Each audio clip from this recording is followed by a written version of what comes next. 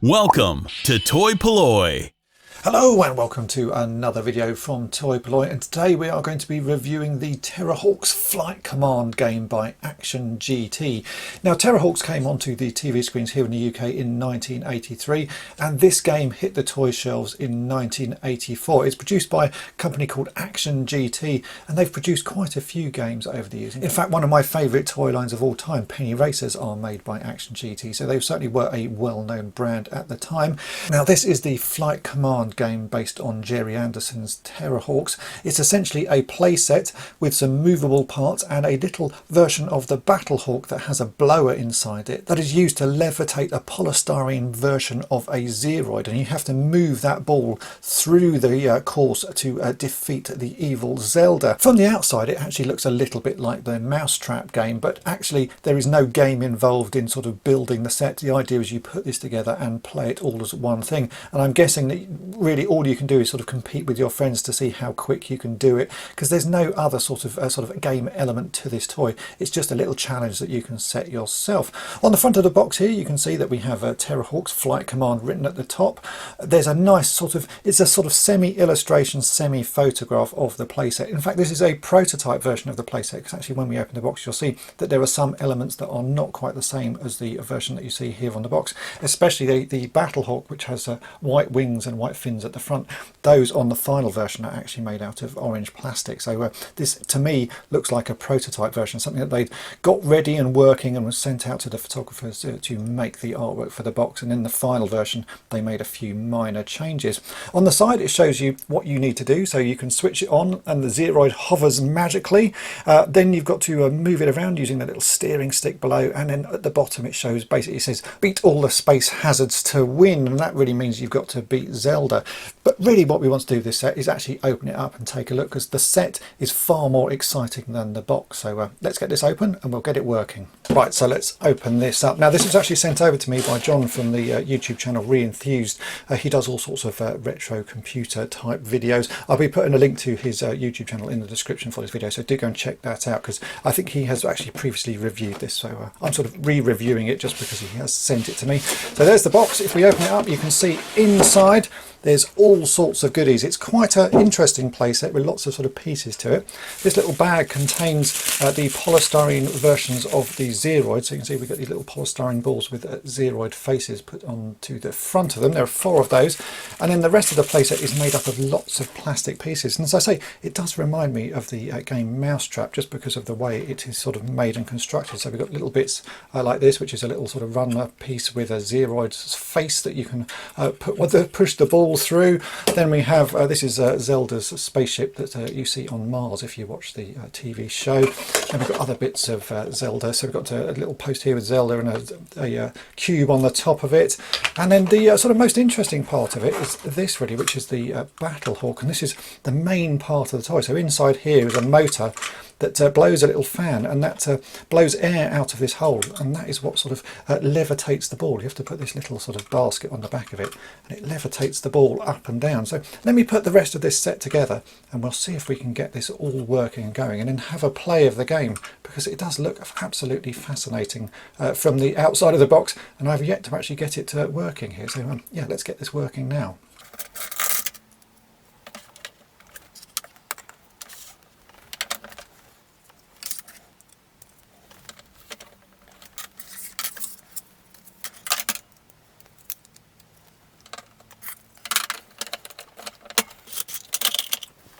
Okay, so here it is in all of its glory. Now I've put it together. You can actually put these sort of obstacle course pieces any way you want. They are sort of easily interchangeable. There's lots of holes around the outside of this sort of play set, and you can just unclip them and move them around. So if you want to do different configurations, then you can. In this instance, I've actually just set it up exactly how it is on the front of the box, because I thought that was the best way of sort of showing the way this works. So what we've got the Battlehawk here with its little blower inside. You can move the Battlehawk Battlehawk around this sort of map of the Earth just by rotating this knob on the front, and it moves the Battlehawk around. This piece is completely mechanical. There are no motors involved in actually moving this. You're turning something here which is turning some cogs inside, which moves the bit in the middle.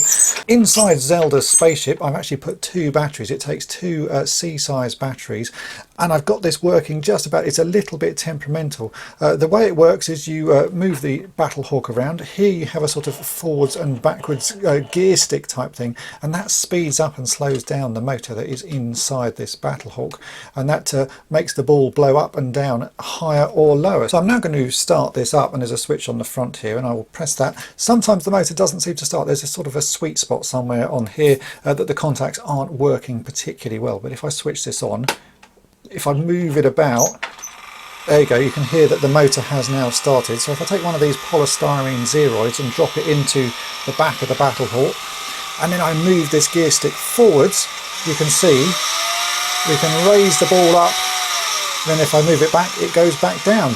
So the idea of this game is to get the Battlehawk all the way around the Earth and get this Zeroid through the various holes and the various bits of the obstacle course while listening to this dreadful noise. Now I can see straight away that when you would have first got this, the Zeroids would have been lovely and round, but over the years these have got slightly dented, and that does affect how well they work inside this sort of airstream that's holding them up. So some of them do tend to blow off to one side quite a lot, so I'm using the roundest 2 that I've found. Let's try and get this around the course while listening to this lovely droning noise.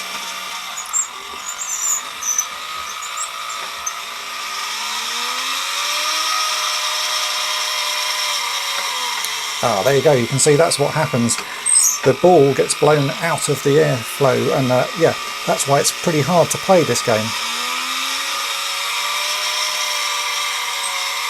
Oh, there you go, through one. Now we've got to get a really high one here.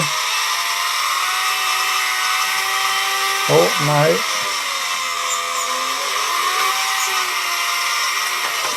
Oh, and that one's lost. Let's put another one in.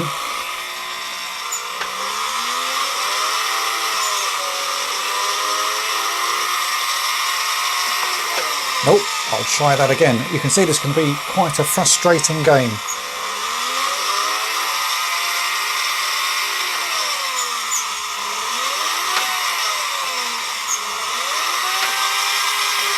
Nope, another one gone. Let's try one more.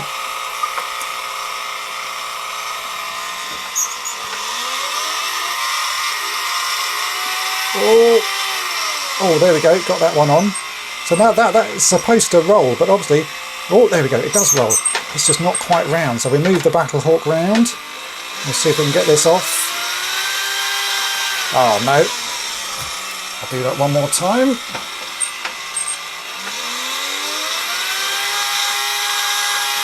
No.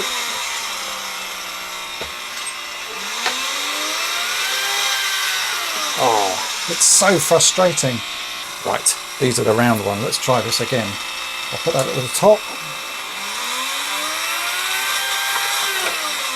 Nope.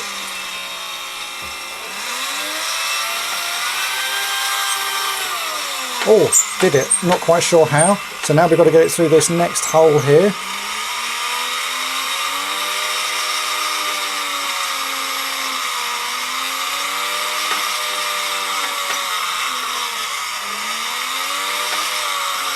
Oh, just about. And the final thing is to get it into this basket.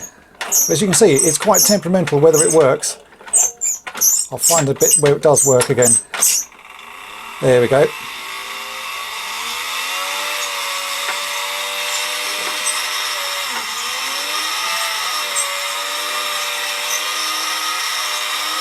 There we go. Oh, let's get this out here. I think that might be the goal actually, because now once it's in there. Oh no, we can't get it out.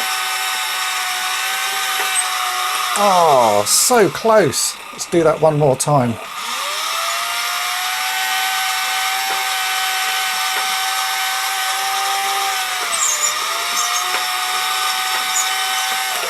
No. Oh, it's quite frustrating, this game, and noisy. I think I will now turn this off. There we go. Oh, peace and quiet. So as you can see, it is quite a clever game. It's quite a nice idea. But whether you'd want to play this for any length of time, or whether your parents would want you to play with this for any length of time, I'm not quite so sure. It's very noisy and it just sort of drones on and on and on. I can imagine if you were playing this with other people in the room, they'd be getting quite annoyed quite quickly. So fun idea. Not quite sure if it works, you know, quite as well as it should do, but very annoying with it. So there we go. That is the Terrahawks Flight Command game. Do I like it? Yeah, I have to say I really do. It's quite a nice idea, and I love the fact that we've got bits of Zelda's ships. We've got a Battlehawk, we've got the Zeroid, and we do actually have some cubes because the cubes were sort of, I would say, missed quite a lot in the toys that were created for Terrahawk. So it's nice to actually have some of Zelda's cubes featured in this playset. It is a bit annoying, but then most of the sort of 1970s and 1980s toys that involve batteries and motors are this sort of annoying in the fact that they just drone on and on. If you've seen my reviews and repairs of He-Man's sort of Masters of the Universe vehicles, they all make an absolutely terrible noise, and they were released about the same time as this. So toys of that era are very annoying, and I'm sure many a parent would have hated this sort of droning noise that was going on in the background. And I'm sure once the batteries were flat, the batteries didn't get replaced, which is why a playset like this is in remarkably good condition for being so old. So yeah, that's probably why these survived so well. Again, I do need to say thanks to John from the Brie Enthused YouTube channel. Do check that out. I will put a link to that in the description. It's really kind of him to send this over because I didn't have it, and I do absolutely love Terrahawks. So this is going to go in my Terrahawks collection. I hope you've enjoyed this review. If you have, then make sure to hit the subscribe button and tap the bell to be notified each time I upload a new video. And thanks for watching. Thanks for watching toy-polloi. When I film a review like this, I try to get all of the toys looking as best as they can, and because this is a new toy into me, before I actually even start filming, I've got a little bit of work to do. You can see most of the toys actually in very nice condition, but the main problem it has is some of the stickers have started to come away. So on this one, you can see this is the Battlehawk, and the little Terrahawk on the back of it, the wings are stickers, so they've started to sort of roll up, so I need to re-stick those. Also, this Battlehawk sticker has been put on quite badly, so it's sort of an odd angle and sort of sticking off to one side, so I'm going to try and remove that and reposition it.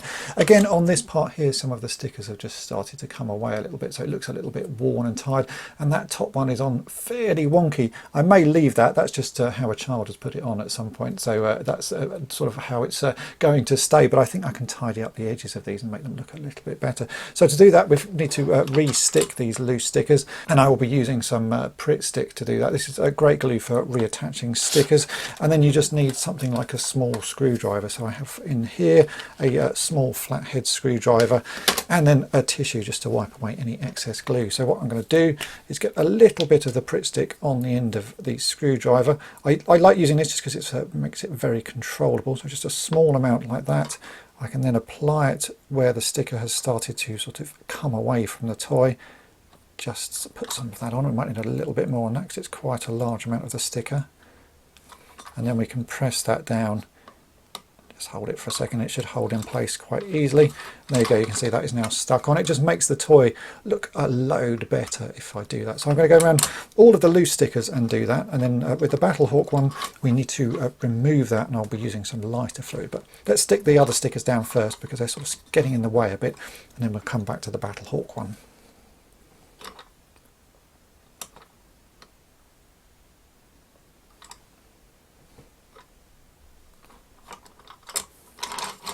So those loose stickers are now stuck down quite nicely. This Battlehawk one, as I say, has been put on at a fairly odd angle, so it doesn't look great. I think it needs to be a little bit neater.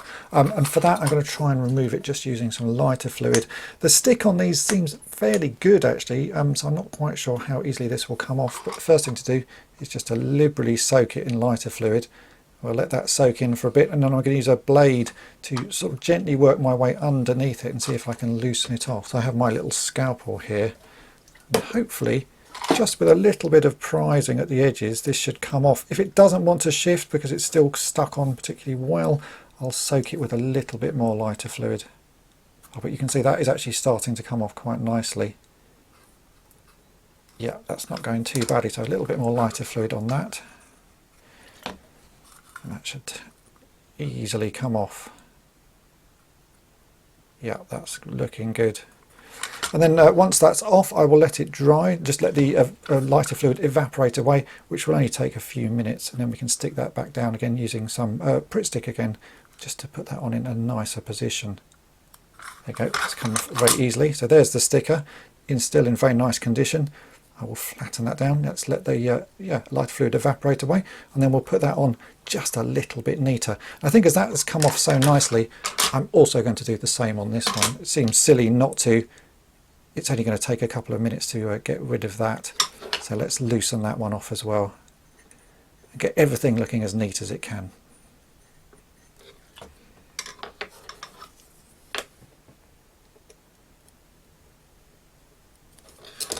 Sometimes with these stickers as well, the lighter fluid just loosens the glue and doesn't actually sort of remove it completely, so they'll stay a little bit sticky, so you can actually just sort of reposition them. In this instance, I can feel that the glue has no stick left, so I will let that one dry as well, and we'll stick that back on, and then I think this set will be ready for filming the full video on it. Okay, so now a few minutes later, this has all had time to dry, so I can just put a little bit of Pritt stick on the back of this sticker here. It still actually does feel a little bit sticky, so not all of the glue has sort of dried out on it. So just put enough on there that this is now nice and sticky. And I'm going to put this on neatly this time, so it's all nice and level, like so. Yeah, that looks a whole lot better. It's a shame sometimes when stickers are put on sort of badly, but when you're a child, you just sort of quickly stick these stickers on, and that's what happens. So as an adult, you have a lot more time and care and attention, I guess, to do these things. So that's the Battlehawk done.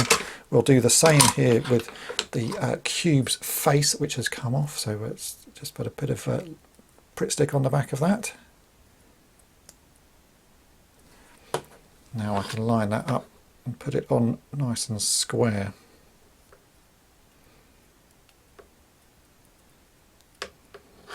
That's it, loads better. That works a whole lot nicer. So there we go. This set is now ready for me to film the proper and full review. Thanks for watching toy-polloi. Subscribe for more great videos. You can also follow toy-polloi on Twitter, Facebook, and Instagram.